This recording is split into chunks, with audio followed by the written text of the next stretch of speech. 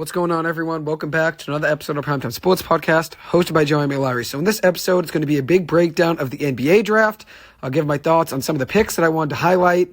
I'll talk about the NHL Draft really quickly, and then I'll move into some NBA free agency talk and talk about Paul George going to the 76ers. That'll be a big part of this episode, among other moves that have happened in the NBA over the last week. So let's start off with the NBA Draft. Zach Risacher went number 1 overall to the Atlanta Hawks. Saw not working out for Atlanta, kind of sealed the deal for Risacher to go number 1. Alex Saw ended up going number 2 to Washington.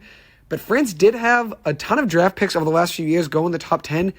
But we've never seen a country have 3 picks in the top 10 in the same draft outside of the U.S. So France becomes the first country outside of the U.S. to have 3 top 10 picks in the same draft. Mind you, France had 3 top 6 picks in this year's draft. Alex Saw going number 2, Risacher going number 1, and then Tidjane Salaün going number 6 overall to the Charlotte Hornets.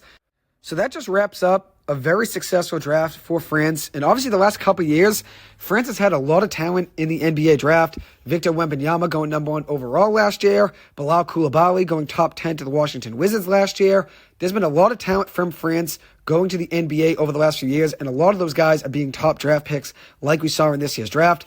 So obviously Saw going number 2 is a very good pick for Washington. I like how Washington is starting to build their future through the draft. I'm a big fan of Coulibaly, who I already mentioned. He's now paired with another French baller in Alex Saw. And Saw probably has the highest ceiling in this draft, so that's a very good pick there for the Washington Wizards. At number 3, Reed Sheppard went to the Houston Rockets. Sheppard had a very good year at Kentucky this past season, 52% from 3. Something that Houston needs more of is shooting, so obviously a good pickup for them. He also averaged 3.2 steals and blocks per game last year, which is stocks for short, steals and blocks per game. He had 3.2 of those per game last year as a freshman at Kentucky. He forced a lot of turnovers, and honestly, his defense is better than what's being talked about when you watch his game. Obviously, the shooting's great, but his defense is better. Obviously, the defense is still going to be an adjustment in the NBA, but he was better than people give him credit for, I'd say, in college. At number 8, another Kentucky Wildcat went, and that was the Minnesota Timberwolves taking Rob Dillingham with the number 8 overall pick. This was originally owned by the Spurs, but the Spurs decided to trade out, and they added future draft capital, getting a 2031 unprotected first-round pick from Minnesota and a 2030 top 1 protected pick swap from the Minnesota Timberwolves. In exchange, the Timberwolves get all the way up to the 8th overall pick just by trading future draft picks and get Rob Dillingham, who had a very good season at Kentucky, 15 points per game as a freshman and around 23 minutes per game, most of those minutes being off the bench. The kid is an absolute bucket getter, and he's only 19 years old. Minnesota does need another scorer next to Anthony Edwards, and Rob Dillingham can be that guy. Definitely excited to see that duo this upcoming season.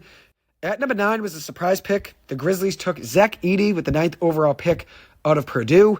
He averaged 14.3 points per game in the post last year, which that's something Memphis could definitely use in the paint as somebody that can work in the post. The worry, though, with Edey is definitely his footwork and his speed. I think he's still an NBA player. I think he can be a contributor off the bench. I don't really love this pick necessarily, but I do think his upside is there as a potential threat off the bench as a big man. The issue, though, is obviously covering the 3 and getting up and down the floor. The mobility is definitely something he's going to have to work on. I think it was a little bit too high of a pick at number 9. With that being said, Memphis does need more size to their lineup. They have a lot of guys coming back from injury this season, so Memphis is going to have a big bounce back season in my eyes, but I do think this pick maybe could have gone a different way. With that being said, Edey was very dominant in college, and in this year's draft, not many people saw that much big-time talent in this draft. So at the end of the day, with a lot of the scouts not really seeing the best of the best talent in this year's draft, you can kind of stretch on guys and just hope and look at potential upside, and Memphis saw a lot of upside in Edey's game, so we'll see how things work out for them. At number 14, I love this pick a lot. Bub Carrington with the 14th pick to the Washington Wizards. He was my favorite prospect in this draft. A guy who I think is a future NBA All-Star. He averaged 14 points, 5 rebounds, 4 assists this past season for the University of Pittsburgh. He was the second youngest player in this year's draft, if I remember right, so he's a ton of room to grow. He's still very young, and Washington's building very well, as I noted.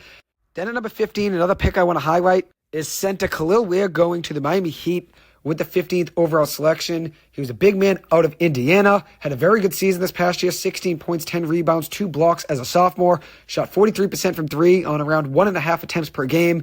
Very good rim protector, very good size, something Miami needed more in their lineup. Like that pick a lot.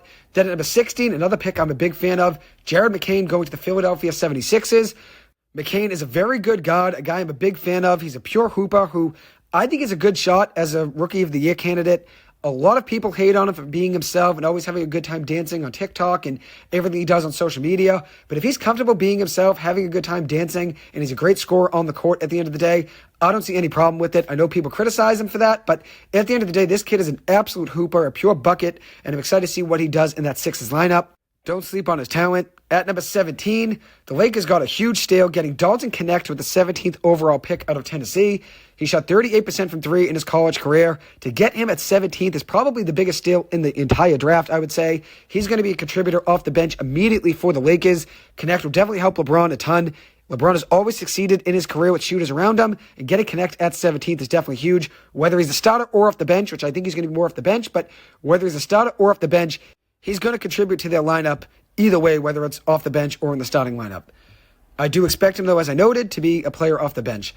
At number 27, Terrence Shannon Jr. went to the Minnesota Timberwolves. He was very good this past season. I know he's a fifth-year senior, but he averaged 23 points per game of 36% shooting from three for Illinois. Another very good scorer being paired next to Anthony Edwards.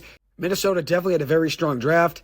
Then at number 30, Baylor Scheierman went to the Boston Celtics out of Creighton University. The Celtics definitely love their three-point shooting, so this pick isn't a surprise at all. He definitely could be a bench piece for them this season. Now moving on to the second round, another pick that I was a big fan of was Jamal Shead going 45th overall to the Toronto Raptors.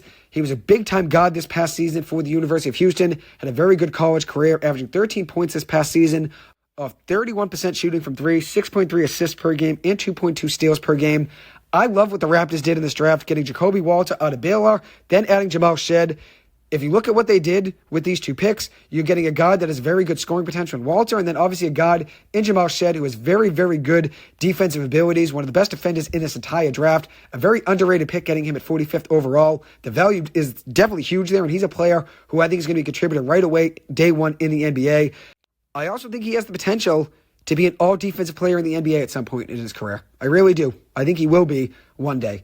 And then they also added Ulrich Chomsky, a 6'10" power forward out of Cameroon, a 7'4" wingspan, a very good project to definitely try as a draft and stash type of player and see how things work out. He's the youngest player in this year's draft. We'll see how things work out there for the Raptors, but I was definitely a big fan of all three of those picks. Next up, at 52, Quinton Post was drafted out of Boston College to the Golden State Warriors. Nice to see Post get drafted. He could definitely shoot the three and help stretch the floor in the NBA. Looking forward to seeing him compete in the Summer League. Hopefully he gets a chance to ball out there and then get himself a chance at the NBA roster. At number 55th, we had the Bronny James pick to the Los Angeles Lakers. I know everyone's criticizing Bronny James going to the Lakers, but I do think he's an NBA player. Was I a big fan of Rich Paul, his agent, saying to every team in the NBA, don't draft him unless you're the Phoenix Suns or the LA Lakers. Otherwise, if another team drafts him, he's going to go play overseas. Not really a big fan of that at the end of the day, but I'm definitely excited for LeBron. I'm sure this is a dream come true for him. We'll see how things work out for Bronny. I do think he probably would have benefited from staying another year in college, staying at USC for one more year. With that being said, I do think he's an NBA player. I think he has the talent to be. I do think he's probably more of a role player at the end of the day, maybe around 11th or 12th in an NBA rotation. But I do think he belongs in the NBA. We'll see how things work out. Maybe some time in the G League will help him, definitely develop a little more, and then we'll see if he gets some time in the same lineup as LeBron James. Next up, I'm going to give my best drafts overall really quick. Washington had the best draft in my eyes. I'm a big fan of the Alex Sarr and Bub Carrington picks. Two great first-round picks for them. Then Minnesota getting Rob Dillingham and Terrence Shannon Jr. Two very good scoring threats there. Two great picks overall for them. Toronto, I loved the Jamal Shead pick. That was a very good value pick at 45. The Chomsky pick also was a very good value pick. And I'm a big fan of the Jacoby Walter pick as well. Very good scoring potential in the NBA. Excited to see what he does. So they're my third best overall draft. So 1 through 3, it was Washington, Minnesota, Toronto. The biggest steal of the draft overall has to be Dalton Knecht at 17th. Getting that value there is pretty crazy. I thought he could have gone as high as 3 in one of my mock drafts. I probably said his floor was probably around 7th or 8th pick. Never expect him to go 17th. I know age is somewhat of a concern to some scouts, but definitely if you want a guy that can contribute right now and be a win-now player, if you want to draft a guy that can play day one in the NBA, he's definitely a great value pick, and obviously the Lakers fall in that category. They're looking for guys that can play right now. And my favorite pick overall, I would say, besides Bub Carrington going to Washington, I'm a big fan of the McCain pick a lot in Philly. Excited to see what he does in the NBA. So now I'm going to give a brief recap of the NHL Draft, which also happened last week.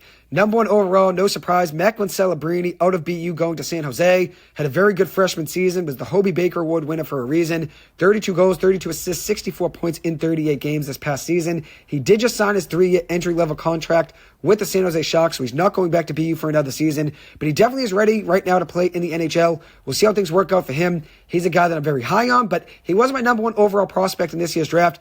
Beckett Sennecke, who went 3rd overall to the Anaheim Ducks. He was my number 1 overall prospect. That was a pick that I predicted actually in my mock draft. He had 27 goals, 41 assists, 68 points in 63 games this past season. He's my favorite prospect in this class. Very underrated player. He didn't even expect to be picked that high. It was quite a moment when he was picked. The camera flips over to him and you could see such an authentic reaction with his parents. Definitely a special moment. This kid is going to be a star in the NHL. Anaheim got it right with this pick. At number 5, I have Ivan Demidov going to the Montreal Canadiens as one of my favorite picks in this year's draft. 23 goals, 37 assists, 60 points in 30 games this past season. Very dynamic player. He's my pick for Rookie of the Year. The Canadiens definitely got it right with this pick. They're building something very special in Montreal. They just extended Uri Slafkovsky, who was the number 1 overall pick a couple years ago. Gave him an 8-year deal. He's still only 20 years old. 20 goals, 30 assists, 50 points this past season. But in his last 19 games, he showed a lot of promise. 7 goals, 12 assists, 19 points. He's a future superstar in the making. Excited to see what Montreal does with Demidov, Slafkovsky, Jordan Harris, Nick Suzuki, Lane Hudson. They got a lot of young talent in that lineup. Excited to see what Montreal does in the future. I'm definitely rooting for them to do big things. Next up, we have Berkeley Catton going 8th overall to Seattle. Was another pick I want to mention. 54 goals, 62 assists, 116 points in 58 games this past season. His scoring ability and how quick he is on his feet is definitely impressive. That's something I noted in my mock draft. He's a top 5 prospect of mine for a reason. I think Seattle's a perfect landing spot for him. He could be a highlight reel machine day 1 in the NHL. The biggest steal of the draft has to be Zeev Buium going 12th overall to Minnesota. A very good defenseman out of the University of Denver. 11 goals, 39 assists, 50 points in 42 games this past season for the Pioneers. His passing ability is probably the best among defensemen in the draft. And if you look at where he is right now in respect to where these guys were drafted, he's definitely the biggest value pick considering a lot of people had him going top 5 and he ends up falling to 12th overall. So it's a very good pick there for Minnesota. Then a couple more players I want to highlight. The Bruins drafted Boston College hockey commit Dean Letourneau at number 25 overall. He's probably at least 2 or 3 years away from signing with the Bruins. There's definitely potential, though, when you watch him play. He's 6'7", but it's hard for many forwards in the NHL to be that big. I thought the Bruins would take a guy that was a little closer to making the NHL and maybe help them within the next year or so, but they end up going with Letourneau, who's a good project pick to take. 6'7", committed to Boston College. We'll see how things work out. Still very young, but as I said, there's not many big forwards like that in the NHL that play the center position. I know Tage Thompson's one of them, but it's really hard to say every single person that's drafted that's over 6'5" is going to be Tage Thompson.